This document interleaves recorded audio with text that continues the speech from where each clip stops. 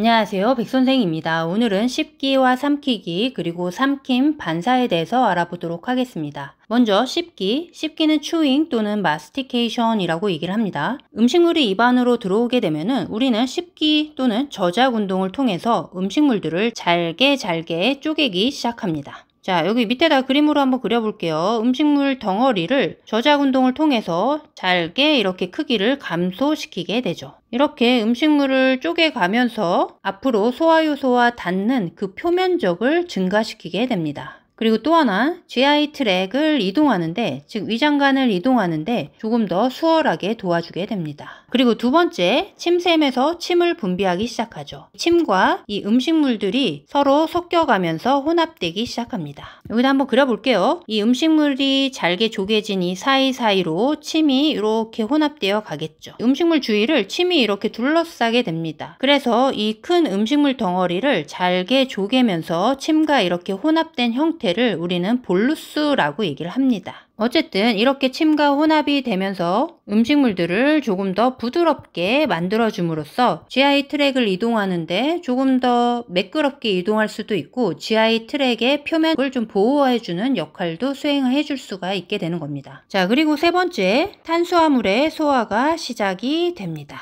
바로 침 속에는 살리버리 아밀레이즈를 함유하고 있기 때문에 바로 탄수화물의 소화를 시작하게 되는 거죠. 자, 이 씹기 운동은 우리가 음식물이 들어오게 되면은 이거를 씹어야지 하면서 저작 운동을 시작할 수가 있죠. 즉 자발적으로 저작 운동을 수행할 수가 있습니다. 하지만 비자발적으로 저작 운동이 수행되기도 합니다. 이 비자발적인 저작 운동은 바로 브레인 스템에서 관여를 해주게 된다. 이 정도로 기억을 하시면 될 것 같고요. 이 브레인 스템에서 씹기 관련 근육들을 수축시키게 되죠.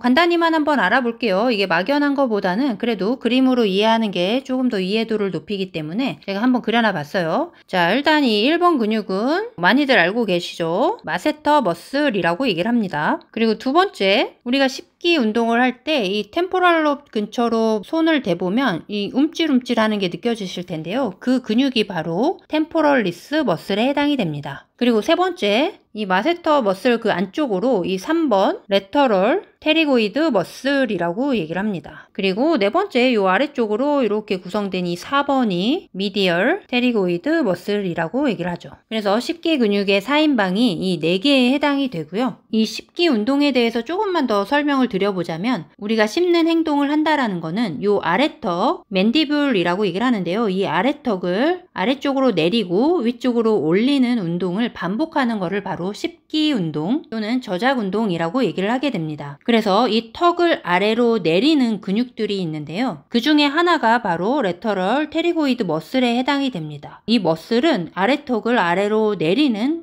역할을 수행하게 되고 이거 이외에 다른 근육들도 있지만 여기서는 굳이 설명은 하지 않을 거고요. 그리고 아래턱을 위쪽으로 올리는 근육들이 있습니다. 그 대표적인 가장 강력한 근육이 바로 마세터 머슬에 해당이 되고요. 템포럴리스 머슬 그리고 미디얼 테리고이드 머슬이 모두 다 이 아래턱을 위로 올리는 운동을 수행하는 머슬이다. 이렇게 생각을 하시면 돼요. 아래턱을 내리는 머슬은 레터럴 테리고이드 머슬 이외에도 다양한 머슬들이 존재하는데요. 걔네들이 수축하면서 이 아래턱을 아래로 내려요. 아래로 내리게 되면은 이 마세터 머슬을 비롯한 아래턱을 올리는 근육들이 늘어나게 되면서 반사적으로 얘네들을 다시 수축하려는 반사적인 수축이 일어나게 됩니다. 그래서 이 씹기 운동이 자연스럽게 일어나게 되는 거죠. 어쨌든 이러한 씹기 운동과 관련된 신경은 바로 크레니얼 너브 5번에 해당이 됩니다. 크레니얼 너브는 3개의 브랜치를 가지고 있죠. 여기서 한 번만 정리를 해드려 볼까요? 첫 번째는 옵살믹 브랜치를 가지고 있고 눈으로 가는, 그리고 두 번째는 맥실러리 브랜치를 가지고 있고 광대로 향하는 브랜치에 해당이 되죠. 그리고 V3 세 번째 가지는 맨디뷸러 브랜치에 해당이 됩니다. 바로 아래턱으로 향하는 신경에 해당이 되죠. 이 중에서 바로 이 V3 얘네들이 씹기 근육에 관여하는 신경이다. 이 정도로 정리를 하시면 될 것 같아요.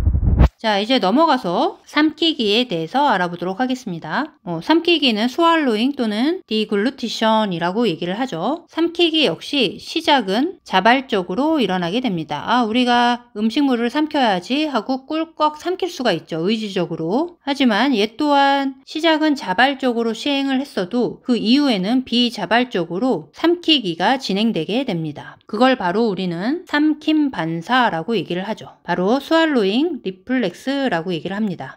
요거에 대해서 간단히 설명하고 뒤에서 그림으로 한번 설명을 해드려 볼게요. 일단 음식물이 들어오게 되면은 씹기 과정을 통해서 볼루스를 형성한다라고 아까 얘기를 했었죠. 이 볼루스가 입 안쪽에 있는 인두로 들어오게 되면은 그 인두에는 소마토센서리 리셉터가 존재하고 있습니다. 즉 음식물이라는 이러한 기계적인 자극을 받아들이는 수용기가 존재하고 있는 거죠. 얘는 몸 감각 수용기라고 얘기를 하죠. 이 수용기에서 받아들이는 정보를 크레니얼 너브 9번 신경을 통해서 중추신경인 메둘라 오블렁가타, 즉 숨내죠. 숨내에 있는 스왈로잉 센터로 정보를 전달하게 됩니다. 그래서 다양한 반사 반응을 일으키게 됩니다. 인두와 상부 식도에 있는 다양한 스트리에이티드 머슬을 수축시키면서 다양한 반사작용을 일으키게 되죠. 이러한 머슬에 작용하는 신경들은 보통은 크레니얼 너브 9번과 10번이 그 역할을 수행하게 됩니다. 크레니얼 너브 9번이 글로소파링지얼 너브에 해당이 되죠. 적어드려 볼게요. 10번은 베이거스 너브, 즉 혀 인두신경 그리고 미주신경에 해당이 됩니다. 이 삼킴 반사는 총 3가지 단계로 나뉘어서 설명을 해볼 수가 있는데요. 그 첫 번째는 바로 구강기에 해당이 됩니다. 오랄 페이즈라고 얘기를 하죠. 구강기는 간단합니다. 음식물 덩어리 볼루스를 혀를 이용해서 인두로 보내는 역할을 수행하게 되죠. 뒤에서 그림으로 한번 설명을 해볼게요. 제가 여기다 그림을 좀 그려놔 봤는데요. 여기가 코, 그리고 여기가 입, 그리고 턱, 그리고 목으로 이렇게 이어지는 그림을 나타낸 거고요. 이 뒤쪽으로 인두가 존재하고 있죠. 인두를 파링스라고 얘기를 하는데요.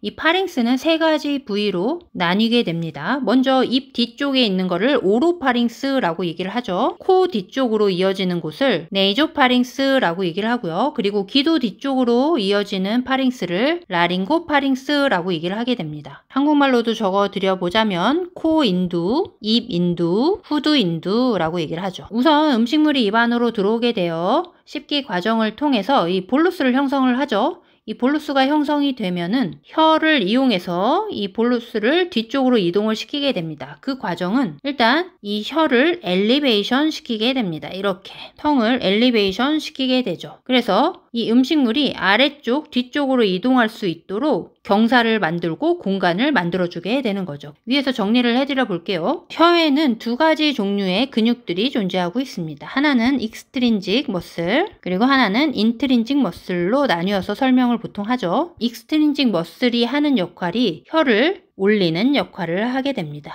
텅을 엘리베이션 시키게 되죠. 그리고 인트린직 머슬은 텅을 약간 말아준다 라고 생각을 하시면 되고요. 이 가운데에 음식물이 통과하는 통로를 만들어준다, 이 정도로 생각을 하시면 될 것 같아요. 그러면서 즉 이렇게 혀가 상승을 하게 되고 이 안에 음식물 덩어리가 이렇게 놓여지게 되고 이렇게 공간을 만들면서 아래쪽으로 경사를 만들어주게 되고 가운데 이 공간을 마련해 주면서 뒤쪽 그리고 아래쪽 인두로 잘 이동할 수 있도록 도와주는 역할을 한다. 이 정도로 기억을 하시면 될 것 같아요. 자, 그리고 다시 이쪽으로 와볼게요. 이 음식물 덩어리가 이 뒤에 있는 인두까지 도달을 하게 됩니다. 그러면 이 인두에는 아까 소마토센서리 리셉터가 존재한다 이렇게 얘기를 했었죠. 그래서 볼루스가 이 뒤쪽까지 이동을 해와서 후 인두 쪽에 존재하고 있는 소마토센서리 리셉터를 자극을 하게 됩니다. 그래서 이 자극을 받아들여서 스왈로잉 센터로 정보를 전달하게 되죠. 이 역할을 수행하는 게 바로 크레니얼 너브 9번에 해당이 된다. 그러면서 다양한 인두와 상부 식도의 근육들을 움직이는 다양한 스왈로잉 리플렉스가 개시가 되게 되는 거죠. 다시 위에서 정리를 해드려 볼게요. 아까 여기 위쪽에 잠깐 말했었는데요. 이렇게 인두에는 소마토센서리 리셉터가 존재합니다. 존재하고 있고 이거를 크레니얼 너브 9번을 통해서 숨내에 있는 스왈로잉 센터로 보내게 된다. 그러면서 다양한 반사 반응이 나타나게 됩니다. 그래서 여기다 정리를 해드려 볼게요. 이 구강기에 음식물을 혀를 이용해서 인두로 보내게 되면서 감각 수용기를 자극하게 되고 얘네들이 메둘러 오블롱가타에 도달을 하게 되면서 비자발적인 삼킴 반사를 개시하게 됩니다. 그러면서 이제 본격적으로 삼킴 반사 운동이 일어나게 되는 거죠. 그래서 두 번째 단계는 바로 인두기에 해당이 됩니다. 파링지얼 페이즈. 자, 인두기는 총 4단계로 설명을 해볼 수가 있는데요. 일단 뒤에서 그림으로 설명을 쭉 하고 앞에서 정리를 해드려 보는 방식으로 얘기를 해볼게요. 자, 음식물이 이렇게 들어와요. 음식물을 삼킨다는 거는 이 아래쪽으로 잘 이동을 해서 식도를 통해서 위장관으로 들어가는 거를 바로 우리는 스왈로잉, 삼킴이라고 얘기를 하게 되죠. 그런데 볼루스가 이동할 통로는 총 3가지가 있습니다. 그 첫 번째는 위쪽으로 네이조파링스로 이동을 할 수 있는 통로가 열려 있죠. 그리고 또 하나는 이 아래쪽에 있는 기도로 이동할 수 있는 통로도 열려져 있습니다. 그리고 세 번째가 바로 이 식도로 들어가는 이 통로도 존재하고 있는 거죠. 그래서 이 볼루스가 정확히 식도로 들어가기 위해서는 이 다른 2가지 통로를 막아야 하는 거죠. 그래서 그 첫 번째 반응으로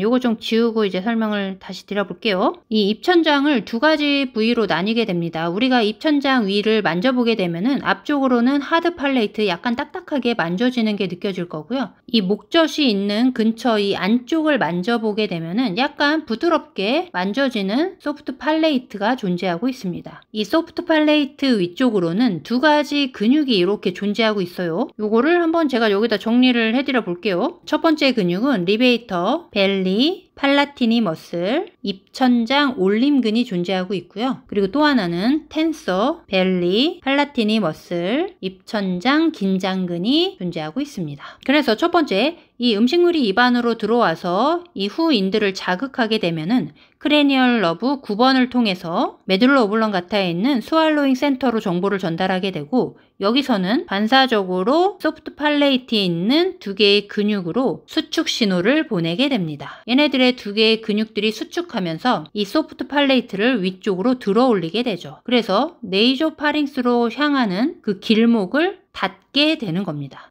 이해가 좀 되시나요? 그래서 조금 더 나아가 보자면 이 입천장 올림근은 크레니얼 너브 10번 베이거스 너브에 의해서 전달이 되게 되고 입천장 긴장근은 크레니얼 너브 V3 즉 맨디뷸러 브랜치에 의해서 수축 신호가 전달되게 되는 거죠. 위에서 정리를 해드려 볼게요. 그래서 인두기의 첫 번째는 소프트 팔레이트를 위로 당기면서 코 인두로 역류되는 것을 막아주게 되죠. 그리고 두 번째 밑으로 내려와 볼까요? 이 식도 앞쪽으로는 트라키아 기관이 존재하고 있습니다. 이 기관의 이 입구를 여기다 그려보자면 이렇게 보컬 코드가 이렇게 놓여져 있고 위쪽으로는 후두 덮개가 이렇게 존재하고 있습니다. 이 후두 덮개를 바로 에피글로티스라고 얘기를 하게 되죠. 그러면서 이 안쪽으로 공기가 통하면서 기도 안으로 공기를 이동시키면서 우리는 호흡이 일어나게 되는 거죠. 그래서 이 볼루스가 기도로 들어가는 것을 막기 위해서 첫 번째는 이 성대 보컬 코드라고 얘기를 하는데요. 여기 적어드려 볼까요? 이 보컬 코드를 이렇게 닫게 됩니다. 이런 식으로 안쪽으로 모여들게 되면서 이 보컬 코드를 닫게 되고 두 번째는 에피글로티스를 아래쪽으로 이동시키게 됩니다. 그래서 마치 뚜껑을 닫듯이 후두 덮개로 기관의 입구를 닫아버리게 되는 거죠. 그래서 두 번째로 스왈로잉 센터에서 에피글로티스로 명령을 전달하게 되죠. 그래서 에피글로티스를 아래쪽으로 이동을 시키게 되면서 기관을 덮게 됩니다. 그래서 이걸 또 위에서 정리를 해드려 볼게요. 그래서 인두기의 두 번째는 후두 덮개, 이 에피글로티스를 아래쪽으로 이동시키게 됩니다.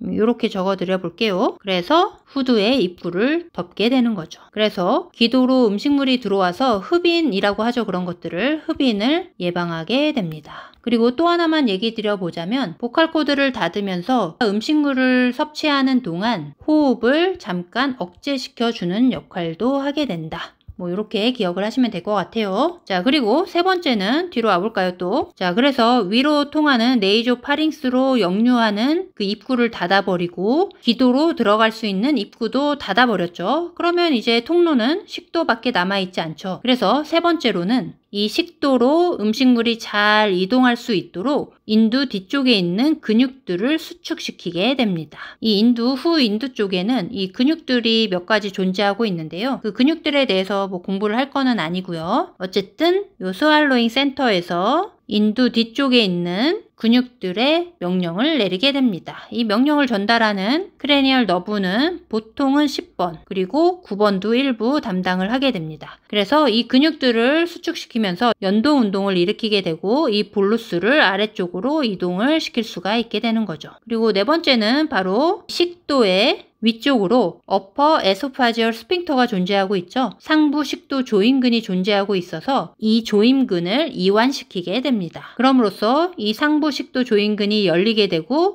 비로소 음식물이 식도 안으로 들어오게 되는 거죠. 이 상부 식도 조임근을 이완시키는 데 관여하는 신경은 크레니얼 너브 10번에 해당이 된다. 크레니얼 너브는 조금 더 알고 싶으신 분이 있으실 것 같아서 제가 그냥 간단히 얘기를 드리는 거고요. 전체적으로 삼킴 반사와 관련된 신경은 크레니얼 너브 9번과 10번이 관여한다. 뭐 이 정도로만 기억을 하셔도 될 것 같아요. 자, 이제 위로 올라가서 나머지 정리를 해드려 볼게요. 자, 일단 세 번째 바로 인두 근육을 수축시켜서 연동 운동을 일으키게 되고 이 운동으로 음식물을 아래쪽으로 추진시키게 됩니다. 그리고 마지막으로 어퍼 에소파지얼 스핑터를 이완시키면서 비로소 음식물을 식도로 보내줄 수 있게 되는 거죠. 그래서 인두기는 요 4단계로 진행이 된다. 뭐 이 정도 기억하시면 될 것 같고요. 이제 세 번째는 식도로 넘어갔죠. 그래서 세 번째 단계는 식도기에 해당이 됩니다. 에소파지얼 페이즈. 식도기로 넘어가도 아직 삼킴 반사가 남아 있습니다. 그리고 삼킴 반사뿐만 아니라 그 식도에 존재하고 있는 장신경계가 있죠. 그 장신경계에 의해서 제어가 되는 구간이다. 뭐 이 정도 기억을 하시면 되고요. 일단 첫 번째는 어퍼 에소파지얼 스핑터를 통과하게 되면 바로 삼킴 반사가 일어나면서 에소파지얼 스핑터를 다시 닫게 됩니다. 그래야 이제 역류되는 것을 방지할 수가 있죠. 그리고 그 다음으로는 음식물을 식도 아래쪽으로 잘 이동시킬 수가 있어야 되겠죠. 그래서 연동 운동이 일어나게 됩니다. 그거를 1차 연동파라고 얘기를 합니다. 프라이머리 페리스탈틱 웨이브라고 얘기를 하고요. 또는 프라이머리 페리스탈시스 연동 운동 뭐 이렇게 기억을 하셔도 돼요. 이 1차 연동 운동을 하면서 음식을 아래로 추진시키게 되죠. 그래서 그 과정을 잠깐 설명을 해드려 볼까요? 자, 여기 이제 식도가 있어요. 위쪽에는 어퍼 에소파지얼 스핑터가 있고 요 아래쪽에는 로어 에소파지얼 스핑터가 있죠. 이 식도의 근육을 이렇게 떼서 여기다 그려보도록 할게요. 식도의 근육은 이 바깥쪽에 롱지튜디널 머슬이 존재하고 있고요. 이렇게 세로로 양쪽 다 그려볼까요? 바깥쪽으로 롱지투디널 머슬이 존재하고 있고요. 이 안쪽으로는 이렇게 서큘러 머슬이 존재하고 있죠. 제가 이렇게 넓게 그렸지만 사실 음식물이 들어오지 않을 때는 이 식도의 공간은 거의 보이지 않을 정도로 얇은 작은 공간에 해당이 됩니다. 그런데 음식물이 이렇게 들어오게 돼요. 그러면 이 공간이 늘어나게 되죠. 그래서 그 늘어나는 거를 감지하는 리셉터가 존재하게 됩니다. 그래서 음식물이 들어오게 되면은 그 리셉터가 반응을 하게 되면서 이 근육 안에 신경들을 자극하게 되죠. 그래서 그 신경의 자극은 두 부위로 나뉘어서 일어난다라고 생각을 하시면 되는데요. 이 볼루스를 경계로 해서 볼루스보다 위쪽은 수축을 하게 되고 볼루스보다 아래쪽은 이완을 하게 된다. 이렇게 생각을 하시면 돼요. 이 위쪽은 수축을 하게 돼서 얘를 밀어내는 추진력을 얻게 되고 이 아래쪽은 이완을 하게 되면서 이 음식물을 다시 받아들일 수가 있게 되는 거죠. 그러면서 아래로 이동하게 된다. 이렇게 생각을 하시면 돼요. 간단히는. 그래서 여기다 정리를 해드려 보자면 이 볼루스보다 위쪽은 서큘러 머슬은 수축을 하게 되고 롱지튜디널 머슬은 이완을 하게 됩니다. 그래서 서큘러 머슬이 수축을 하게 되면서 이 공간을 좁히면서